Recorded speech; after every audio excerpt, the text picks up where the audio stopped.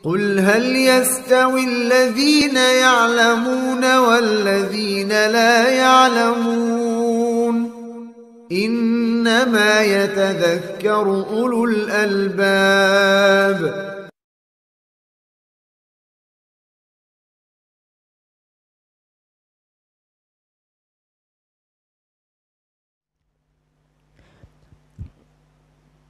Semoga Allah menjaga kita semua. Allahumma amin. Saya ingin bertanya Ustaz, apakah Rasulullah ketika mengirim surat kepada raja-raja kafir dahulu menggunakan salam? Nabi SAW menggunakan firman Allah Ta'ala, wassalamu ala man ittaba'a huda. Wassalamu ala man ittaba'al huda. Itu yang Nabi ucapkan. Keselamatan bagi orang yang mengikuti petunjuk. Bukan ucapan assalamu alaikum. Ini berbeda ya. Rasulullah ketika mengirim surat kepada raja Romawi, Persia, Nabi SAW tidak mengucapkan assalamualaikum, tapi Nabi mengucapkan assalamu ala manittaba'al huda. Keselamatan bagi orang yang mengikuti petunjuk. Kalau dia mengikuti petunjuk, maka dia termasuk orang yang selamat. Wallahu ta'ala alam. Nah, itu ungkapannya, bukan ungkapan assalamualaikum. Tapi ungkapannya apa? Assalamu ala manittaba'al huda. Wallahu ta'ala alam.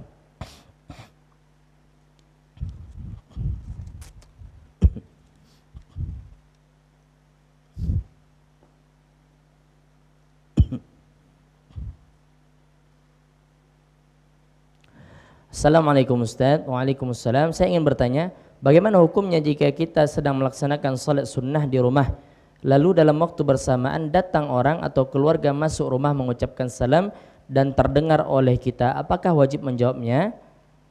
Syukran Ustaz. Apakah salam wajib dijawab secara mutlak? Jawabannya tidak. Karena Nabi SAW pernah buang hajat, kemudian ada sahabat yang lewat kemudian mengucapkan salam, Nabi nggak jawab. Namun ada kalanya salam ini boleh dijawab dengan isyarat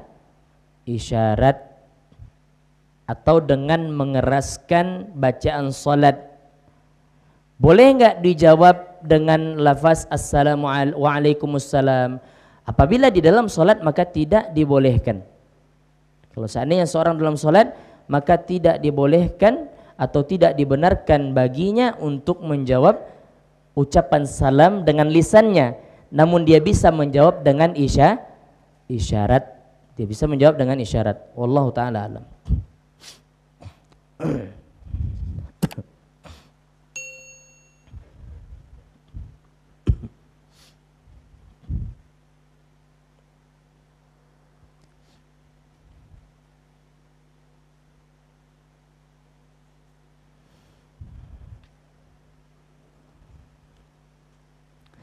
Assalamualaikum warahmatullahi wabarakatuh. Waalaikumsalam warahmatullahi wabarakatuh. Alhamdulillah saya sudah berhijrah di manhaj salaf selama lebih kurang 1 tahun. Semoga Allah Ta'ala berikan keistiqamahan. Namun semakin berjalannya waktu, saya semakin sering mendapatkan sindiran, hinaan, cemooh dari orang-orang di sekitar saya, baik yang dikenal maupun yang tidak, baik di dunia nyata maupun dunia maya. Mohon nasihatnya Ustaz, karena hal ini mempengaruhi saya sehingga menjadi lelah, sensitif dan mudah tersinggung. Jazakallah khairan. Ya. Nabi SAW mengatakan asyaddun nasi bala'an al-anbiya thummal amsal fal amsal. Orang yang paling berat cobaannya itu adalah para nabi, kemudian yang serupa dengan nabi dan yang serupa dengan nabi. Jadi merupakan sunnatullah. Setiap orang yang menjalankan agama ini dengan benar, dia tidak lepas dari hinaan dan cacian. Nabi kita sallallahu alaihi wasallam mengatakan, la tazalu ta'ifatum min ummati zahirina 'alal haqq la yadurruhum man khalafahum wala man khadhalahum hatta ya'tiya amrullahi wa hum 'ala dzalik. Kemudian Nabi sallallahu mengatakan wala yakhafuna laumata laim. Mereka tidak takut dengan celaan orang yang mencela. Mereka akan senantiasa memegang agama Allah Subhanahu wa taala. Ini sunnatullah. Disindir, dihina, dicemooh, hal yang biasa bagi orang-orang yang menjalankan agama Islam. Justru ketika Anda berbuat buruk, tidak ada orang yang mencela. Anda tidak salat, tidak akan ada orang yang mencela. Anda minum minuman keras, tidak ada orang yang mencela. Ketika Anda berbuat baik, istiqamah, maka orang cela. Kalau seandainya ini wanita pakai jilbab, baru dicela. Kalau seandainya pakai baju ketat, dianggap biasa. Ya, maka nasihat kita adalah bersabar. Bersabar dan memohon kepada Allah Subhanahu wa taala keistiqamahan. Bersabar dan mohon kepada Allah Subhanahu wa taala istiqamahan, dan jangan dihiraukan segala apa yang ditujukan kepada kita dari cacian. Ya, karena cacian itu mesti akan tetap ada. Cacian itu mesti akan tetap ada. Allah taala alam. Ana kira tantangan di zaman sekarang dengan 10 tahun yang lalu itu berbeda. Sekarang ada juga cemoohan, ada, cuman tidak sedahsyat orang-orang yang menjalankan sunnah 10 tahun yang lalu. Kalau sekarang antum bisa lihat ya, wanita bercadar di mana-mana, jilbab lebar di mana-mana, laki-laki berjenggot di mana-mana, pemain basket pun jenggot, ya punya jenggot, pemain bola pun ada yang berjenggot, petinju ada yang berjenggot, ya enggak? Iya. Ya, celana cingkrang sudah bukan hal yang aneh lagi. Artinya apa? Tantangan itu akan tetap ada. Ya, tetap ada. Walaupun yang dipermasalahkan mungkin bukan celana cingkrangnya, bukan jenggotnya. Ada saja mesti. Maka ridwan nasi ghayatun la tudrak. Ridhonya manusia itu tidak akan bisa digapai. Kalau seandainya ada orang ridho dengan kita, maka ketahuilah akan ada orang yang lain yang akan mencela kita. Ini dunia. Ya, ada orang yang memuji, mesti ada orang yang mengejek. Ada orang yang baik dengan kita, mesti juga ada orang yang jahat dengan kita.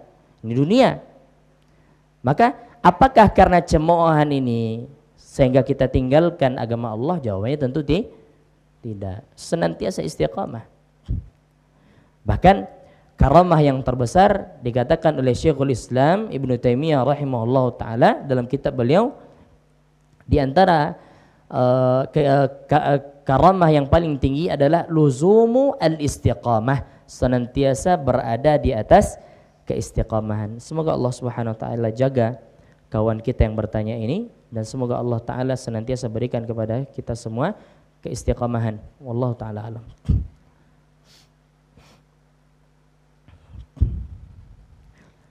Bismillah, semoga Ustaz dalam keadaan sehat. Amin.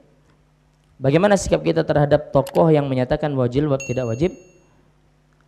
Apalagi sebagai penuntut ilmu, kita boleh membantah kesalahan di media sosial. Untuk membantah kesalahan, maka itu bukan bidang kita. Biarkan kepada para ulama. Ya. Kalau seandainya antum bantah dia, dibawakan logika, sementara perbendaharaan ilmu kita nggak ada, mungkin nggak kita ke bawah. Mungkin oh iya ya, akhirnya kena virus. Maka tugas kita apa? Belajar. Karena yang membantah itu sudah ada para ulama yang keilmuan mereka kokoh, keilmuan mereka banyak, kuat. Mereka yang akan membantah. Adapun kita penuntut ilmu, jangan disibukkan dengan permasalahan-permasalahan seperti ini. Ini bukan perkara yang baru. Ya, ada orang yang mengatakan jilbab itu bukan bagian syariat Islam. Zaman dulu ada. Ya, setiap masa akan ada orang-orang seperti ini. Setiap masa juga akan ada orang-orang seperti ini. Wallahu ta'ala alam. Maka kita penuntut ilmu jangan dengarkan ya ungkapan atau ucapan mereka, karena ya apa yang keluar dari mereka ya layaknya atau tidak berharga. Wallahu ta'ala alam.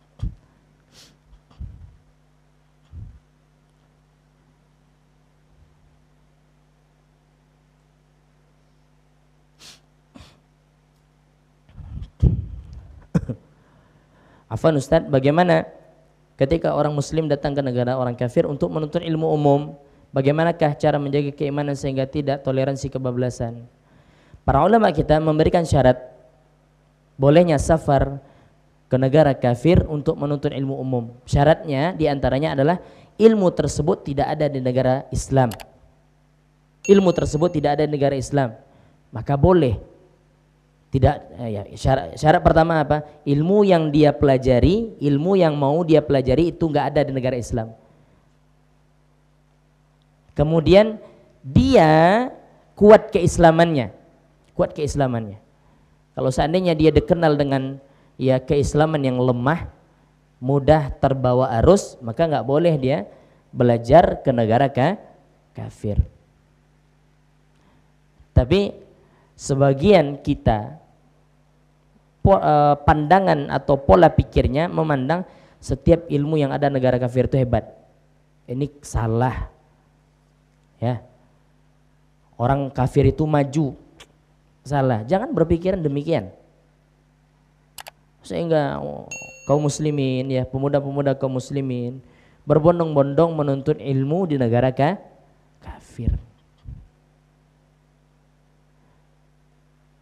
Di Indonesia apa yang tidak ada? Anak kira semuanya ada ilmu ini. Ya. Ya, kalau ilmu umum kalau tidak ada di negara kita, negara muslim, maka boleh. Cuman orang yang belajar ini dia mesti harus kuat keislamannya. Kuat keislamannya. Rata-rata kebanyakan orang kalau sudah safar ke negeri kafir biasanya rusak. Biasanya apa? Rusak. Kebanyakan. Ya, kebanyakan orang yang safar ke negeri kafir biasanya agamanya rusak. Mau belajar ilmu umum kah? Mau belajar ilmu agama kah? Sama saja. Sama saja. Saya ada kawan. Sama-sama belajar kita dulu. Setelah selesai kuliah S1 di sini, kemudian pergi belajar ilmu di daerah di orang kafir. Kemudian kita lihat media sosialnya khamar terhidang. Padahal ini terkenal orang taat dulu. Ketika sekolah, orang rajin sholat. Sampai di situ nggak ada lagi batasan antara dia dan wanita. Mending wanita yang pakai jilbab. Antum tahu wanita negara kafir seperti apa? Seolah-olah tidak ada agama lagi. Maka tidak boleh bagi seseorang belajar ke negara kafir. Enggak boleh. Ya, wallahu taala alam.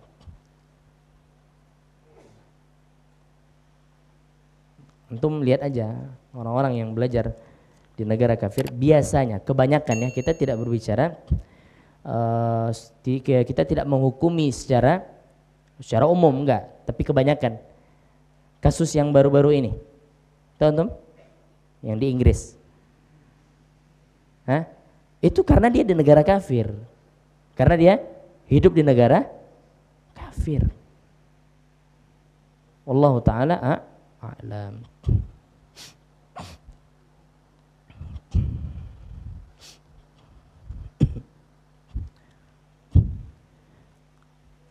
Bismillah, apakah kredit barang elektronik dengan mencicil tetapi harganya tetap sama, cuma ada biaya admin saat membayar via bank?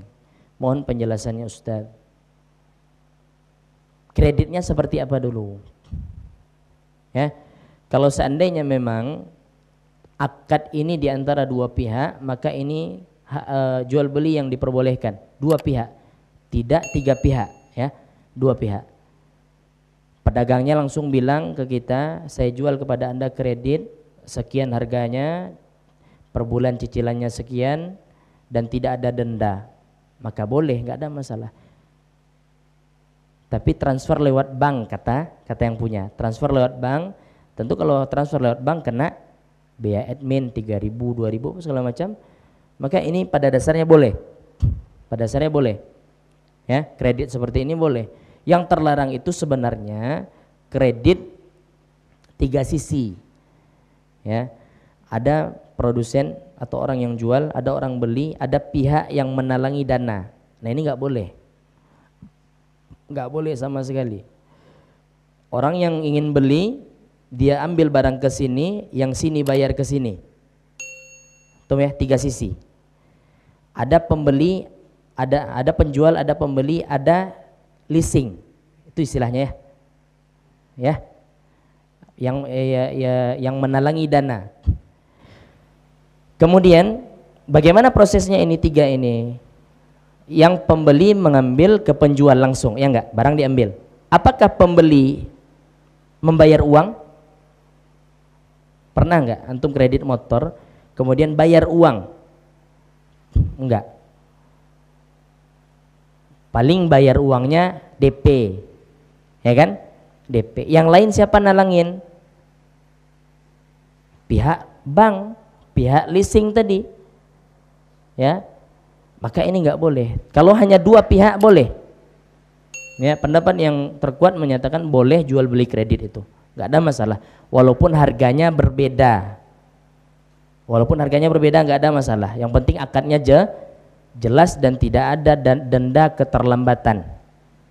Misalnya orang mengatakan saya jual buku ini kalau cash 100.000, kalau kredit 1 bulan 120.000, kalau setahun sekian. Boleh nggak? Jawabannya boleh karena ini akad jual beli. Jual beli dengan cicil, bai'ut taqsid. Wallahu taala alam.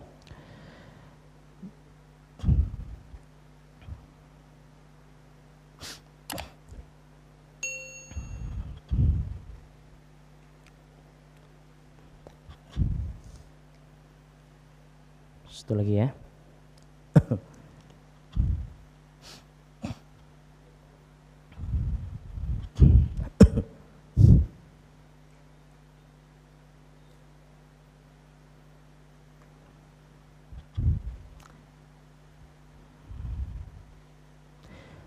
Assalamualaikum Ustaz. Waalaikumsalam warahmatullahi. Afwan, pertanyaan Anda menyimpang dari tema Ustaz.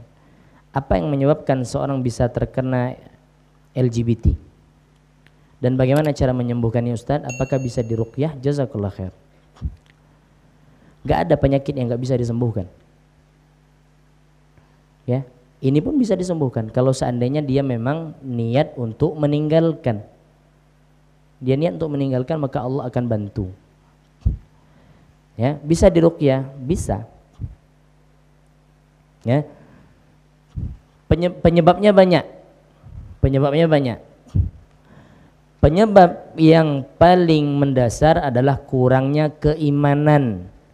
Tidak beriman, tidak beragama Islam yang baik. Ya, itu penyebab dasarnya itu. Berangkat dari penyebab ini, maka muncul penyebab-penyebab yang lain. Jadi orang ini, ya, ketika dia terjerumus kepada penyakit menyimpang ini atau perilaku yang menyimpang, maka itu akibat karena dia tidak beriman kepada Allah Subhanahu wa Ta'ala. Ini biasanya orang-orang seperti ini dia ada kelainan jiwa. Kelainan jiwa, benar. Ini orang-orang yang suka dengan laki-laki, wanita suka dengan wanita, itu kelainan jiwa. Karena nggak mungkin secara fitrah itu nggak mungkin. Secara fitrah itu tidak mungkin. Wallahu taala alam. Bisa disembuhkan? Jawabannya bisa. Ini maksiat nggak? Maksiat. Allah Ta'ala akan menolong seorang untuk meninggalkan maksiat jika dia jujur kepada Allah Subhanahu wa Ta'ala dalam bertaubat.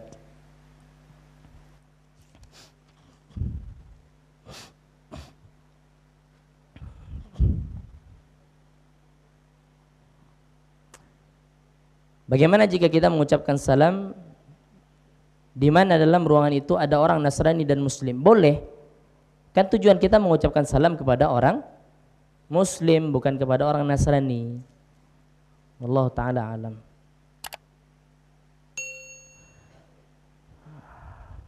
Bagaimana terhadap ucapan salam sejahtera? Bukankah itu dimaklumi salamnya orang Nasrani dan agama lain? Bagaimana jika mengucapkannya tanpa keyakinan? Allah Ta'ala alam.